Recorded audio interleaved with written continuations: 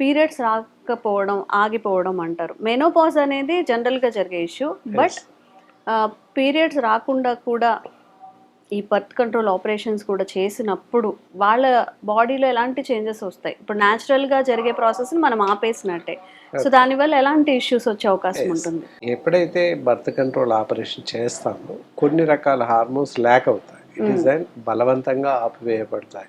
అంటే generally వెళ్ళాల్సినటువంటి water వెళ్తూ ఉంటే అడ్డుకట్ట వేసినట్టుగా కొన్ని రకాల హార్మోన్స్ ఆగిపోతాయి. ఆగిపోవడం వల్ల కొన్ని రకాల శారీరక మార్పులు అనేది జరగడం సహజం. ఓకే. అందులో ఏంటి, కొంతమందికి బరువెక్కిపోతున్నాం అనేటటువంటి లావైపోతున్నాం అని చెప్పి ఒక అపోహ ఉంటుంది. జనరల్లీ ఆఫ్టర్ సర్జరీ మాత్రమే నేను లావెక్కిపోయాను అని అనుకుంటుంటారు. సో మరి సర్జరీ తర్వాత లావెక్కిపోవడం అనేది అపోహైనా మరి నిజమేనా అనేది తెలుసుకోవాలి. అయితే ఏమైంది అంటే ఇక్కడ హార్మోన్స్ ఎప్పుడైతే దెబ్బతింటాయి,